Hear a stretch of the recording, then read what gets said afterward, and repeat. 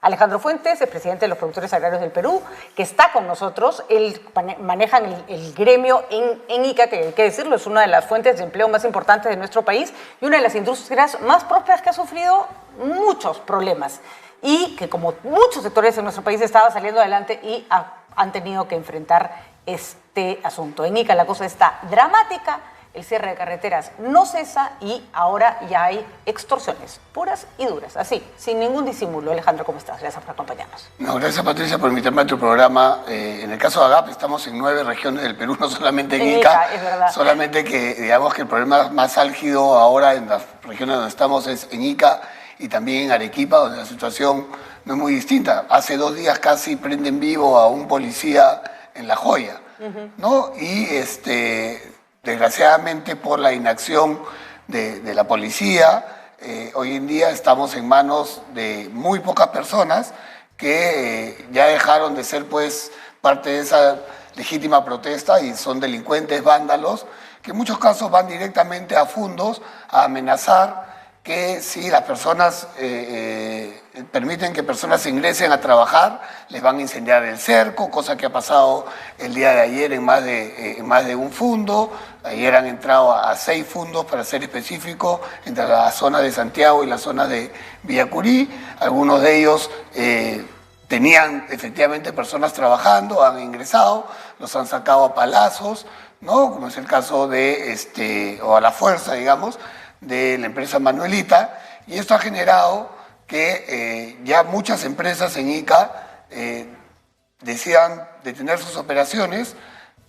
Uno, porque literalmente ya no tienen cómo trasladar lo que están cosechando, en este caso es principalmente uva, porque estamos en la campaña de uva, y 2, porque no pueden poner en riesgo la integridad de las personas, de sus colaboradores, que en el caso de Ica estamos hablando de más o menos 80.000 personas las afectadas hoy en día por lo que viene sucediendo. Ahora, Alejandro, la agricultura tiene un calendario muy preciso, ¿no es cierto? No es como el mineral, que si no lo sacas ahí se queda y lo puedes sacar después. Acá se te malogra la uva, se te malogra la palta, se te malogra el espárrago y se acabó. No hay nada más que botarlo a la basura. Sí, ¿no el comerciante cierra su local hoy día porque hay manifestación y bueno, y abre el día siguiente. Y, bueno, ahí está el fideo, ahí está el arroz. Digamos, algunas cosas se malograrán, pero no todo, ¿no? Pero no todo, ¿no? Y aquí ya tenemos, en el caso de Ica, que afecta también a Arequipa de manera, digamos, por consecuencia, hemos tenido 3 paros.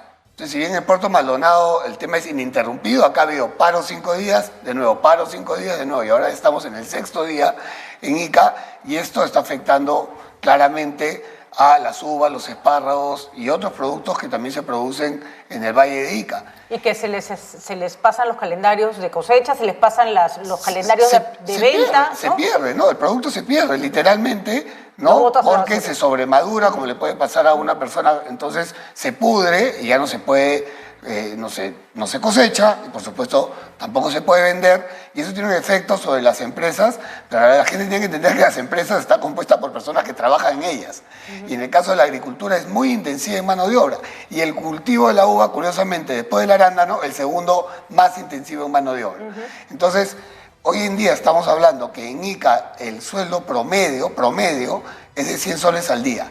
Si lo queremos llevar al mes, es como si una persona, un obrero, ganara 3.000 soles en el mes.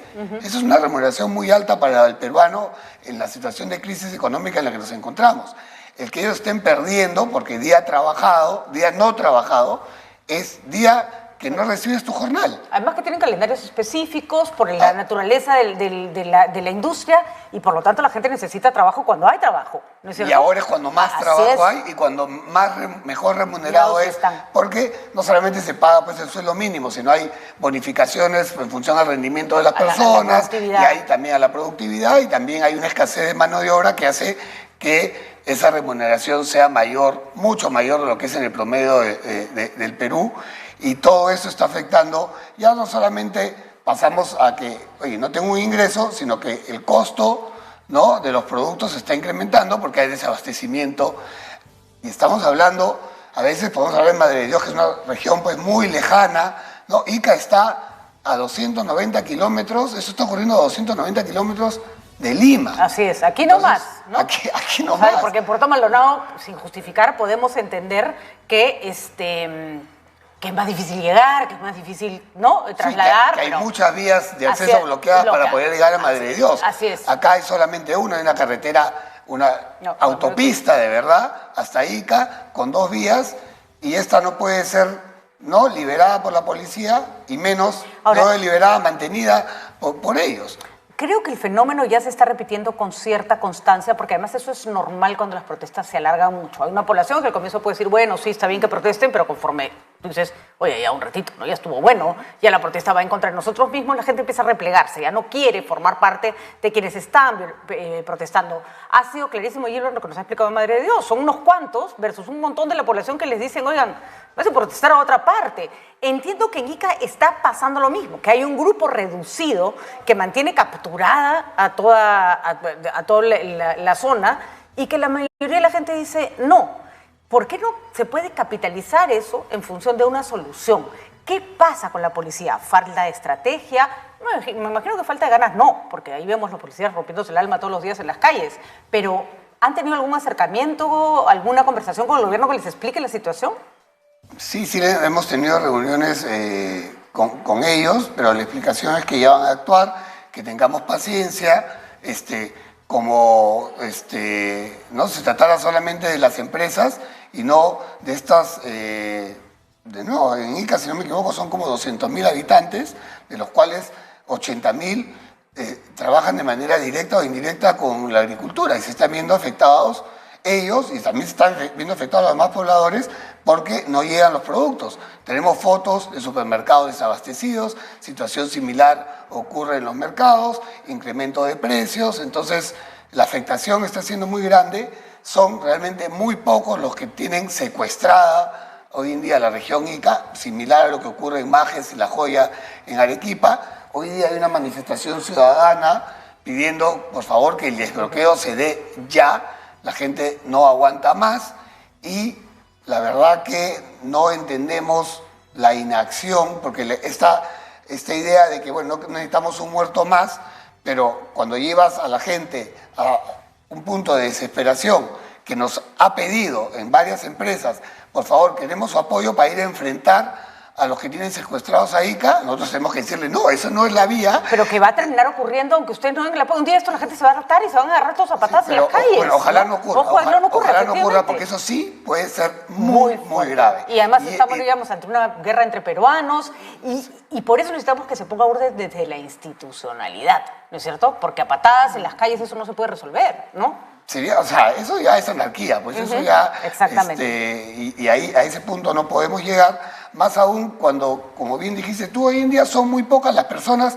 que tienen secuestradas a Ica, y desgraciadamente dentro de esas personas hay delincuentes, digamos las cosas como son, vándalos que van y extorsionan a las empresas, que asusan a los trabajadores. O sea, ahora hay libertad para protestar, pero no hay libertad para trabajar, no hay libertad de libre tránsito en el Perú. Los trabajadores han protestado en sus momentos por demandas laborales que después se atendieron, y eso creo que fue una buena medida. ¿Tú dirías que la masa que protesta es personas empleadas por la agroindustria? ¿Esto es una respuesta de pronto malas condiciones laborales? Yo diría que hoy día el sueldo mínimo más alto lo tiene la agricultura. O sea que por ahí, creo que por ahí no viene, y trabajo hay.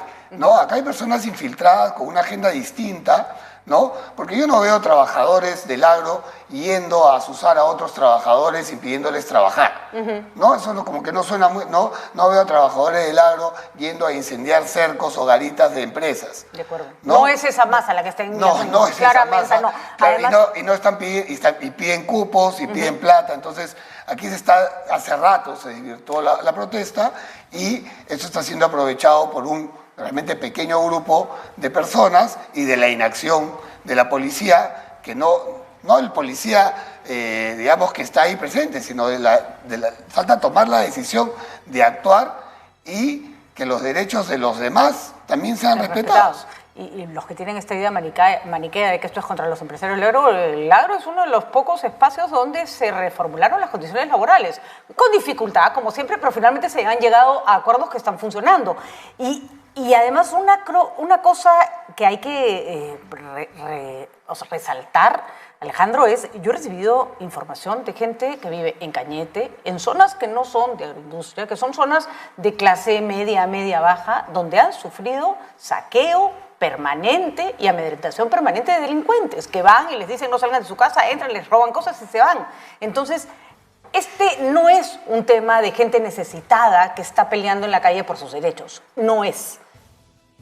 Nuestra percepción claramente no lo es. Nosotros tenemos relación constante con Fentagro, que es parte de la CGTP, con Fentagri, que es parte de la CTP. Con ellos venimos trabajando de manera conjunta desde hace 2 años a raíz de lo ocurrido en el paro agrario, y ellos no forman parte de esto. Y eso lo tenemos clarísimo, y hay hasta un comunicado explícito del Fentagri diciendo, por favor, basta ya. En términos económicos, Alejandro, ¿se han hecho un cálculo de las posibles pérdidas? ¿O cuánto van perdiendo hasta ahora? En Ica hoy día, solamente en uva, se pierden 10 millones de dólares de venta y 5 millones, 6 millones de dólares de salarios a los iqueños. Al día. Entonces, el impacto es gruesísimo, porque, de nuevo, lo que está ocurriendo es en una semana crítica, semanas críticas para Ica. Y ahí también viene esto, será calculado, claro, o realmente estamos siendo parte de la protesta. Porque en otras partes, ¿no? Entiendo yo perfectamente el abandono, yo lo vivo, yo voy mucho a la sierra del sur del Perú y conozco el abandono que hay en esa zona, que no es lo mismo que ocurre en Ica, y curiosamente Ica sigue siendo ese bastión que no puede ser liberado y que permanentemente viene siendo secuestrado por muy pocas personas, y valgan verdades, la inacción de la policía para no solamente liberar y desbloquear las carreteras, sino mantenerlas desbloqueadas y permitir el acceso también, porque ahí estamos afectando a Moquegua, a Tacna, a Arequipa, a Purímac, ¿no?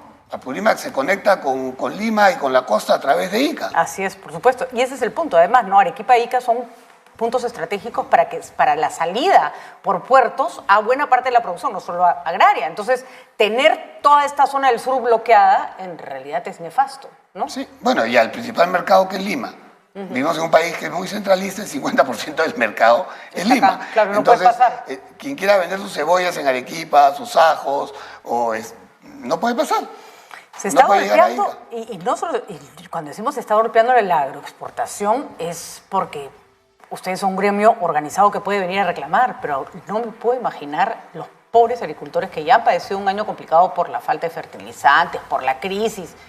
Sequía en la sierra, exacto. heladas. Deben estar, ¿qué?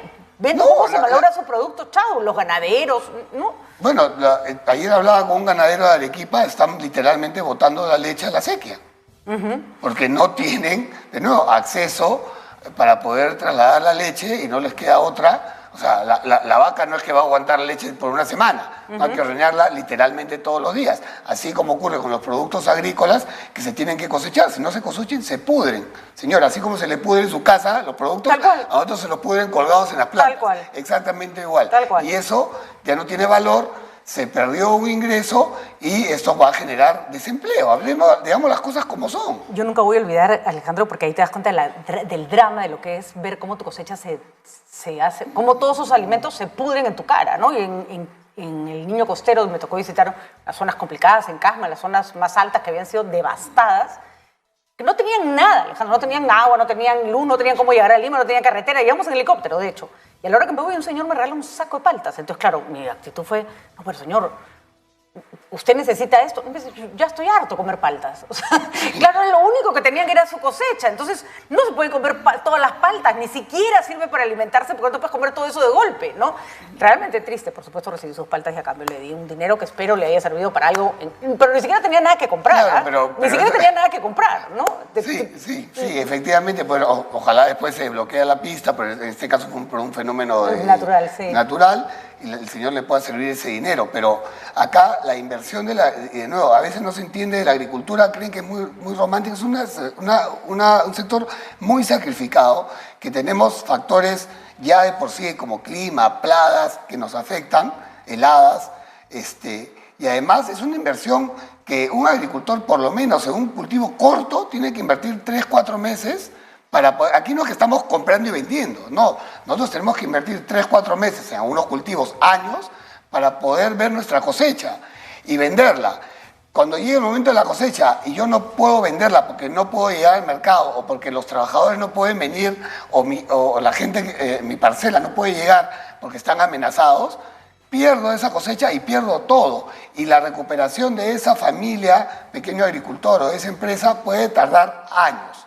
Entonces, es urgente tomar conciencia del impacto que esto está teniendo, no solamente en las empresas, ¿no?, sino realmente en decenas de miles de peruanos que ya la vienen pasando bien mal y hoy en día con esto ya es, digamos, pues literalmente la gota que está rebasando el vaso y que está llevando al sector agrario a una crisis que yo, que tengo muchos años en el sector, no la he visto, y cuando hablo con gente aún mayor que yo, me dicen que no han visto una situación así desde la época, pues, de probablemente de Alan García, con hiperinflación y terrorismo. No, y además hay otra vez, una cosa es que te caiga un huaico, otra cosa es que te caiga un grupo terrorista, y otra cosa es esto, ¿no? Que tú dices, esto es dispararse al pie.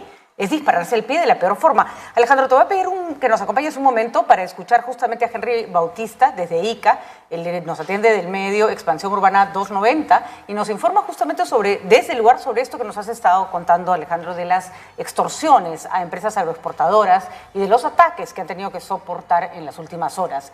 Henry, ¿cómo estás? Muy buenos días. Te escuchamos, por favor. Patricia, buenos días. Te saludamos desde Expansión Urbana, kilómetro 290, para informarte que la situación en Ica ya es crítica, porque ya son 6 días que ya la carretera Panamericana Sur permanece bloqueada. Ayer un grupo de vándalos atentó contra 3 fundos, quemándole el cerco perimétrico de Romo y aparte haciendo daño material a las casetas de seguridad. Igualmente, el otro actividad económica también que está paralizada es el turismo, donde un 95% de las reservas turísticas ya han sido canceladas. Hoy día, un numeroso grupo de empresas agroexportadoras han paralizado sus labores en packing y en recojo de uva. Igualmente, en hora de la mañana, la policía ha liberado el kilómetro 299 en el sector del Álamo, pero aún falta desbloquear el kilómetro 290 y el kilómetro 263 de la carretera Panamericana Sur. Y aquí estamos viendo imágenes que nos han proporcionado los representantes de AGAP, y lo que se ve es grupos de personas, por supuesto con la cara tapada, con esta típica actitud delincuencial, pero no son muchas. ¿No es cierto? No son turbas de gente, sino son personas, son grupos como bien identificados, bien especializados, ¿no? Y en ese caso este video más bien es gente que estaba trabajando en el fondo y que los han sacado. De acuerdo. Los han ido a sacar. Henry, ¿tienen una idea de quiénes son los que están haciendo, o sea, son identificables los grupos que están ejerciendo violencia? Mira, lamentablemente el general en Ica tiene una inacción absoluta contra estos manifestantes, porque como tú mismo dices, es un grupo de 10 a 20 personas que generan el caos y la zozobra en Ica. Por ejemplo, aquí en Expansión Urbana solamente son 10 a 20 personas que bloquean la carretera cuando las demás personas quieren trabajar. Por ejemplo, conocí el caso de una persona que llegó de Iquitos el día domingo y el lunes la semana pasada empezó a trabajar, pero el día de jueves ya no podía trabajar porque el jueves empezó el bloqueo de la carretera. Entonces, hay personas que desean trabajar, pero lamentablemente la gente de acá, que son un promedio de grupo de 10 a 20, los amenaza que no vayan a trabajar. Y es por eso que también ayer atentaron con esos fondos y obligaron a las personas que estaban trabajando que se retiren de los fondos. Así es lo que también nos estaba contando Alejandro y es lo que estamos viendo en imágenes. Impresionante, una sarta, hay que decirlo, de delincuentes tienen capturada toda una zona del país que es fundamental para el trabajo y para la producción de divisas. Muchísimas gracias por la información, que vamos a estar en comunicación contigo más adelante. Por favor, manténnos informados sobre todo lo que está ocurriendo. Un saludo especial para todos los de Expansión Urbana 290. Muchísimas gracias por habernos atendido. Muy buenos días. Buenos días, hasta luego. Hasta luego. Bueno, clarísimo, ¿no? Clarísimo, y además todas las fuentes dicen lo mismo. La mayoría de gente quiere trabajar y no puede ser que un grupo tan reducido esté dominando a todos, ¿no? Bueno, y el efecto sobre la reputación de Perú como un país proveedor. Imagínate. No, pero es que esto está siendo aprovechado por países con los que competimos, como Sudáfrica, como Chile, porque Perú se distinguía por un clima estable, principalmente como un proveedor, digamos, confiable con respecto a otros países. Y hoy en día, pues, nos revientan el teléfono los clientes diciendo qué está pasando en Perú, no están cumpliendo con sus compromisos. y espacio que dejamos libre lo toman pues otros países con los que competimos y eso va a tener un efecto de nuevo de mediano a largo plazo. Porque pierdes ¿no? un cliente, pues, ¿no es Sí, cierto? y pierdes credibilidad. Además, me imagino, Alejandro, que no es tan sencillo dejar plantado a alguien con su... Porque las compras no es, ya tengo la uva, ¿quién me compra? Esos pedidos van por adelantado, ¿no es cierto?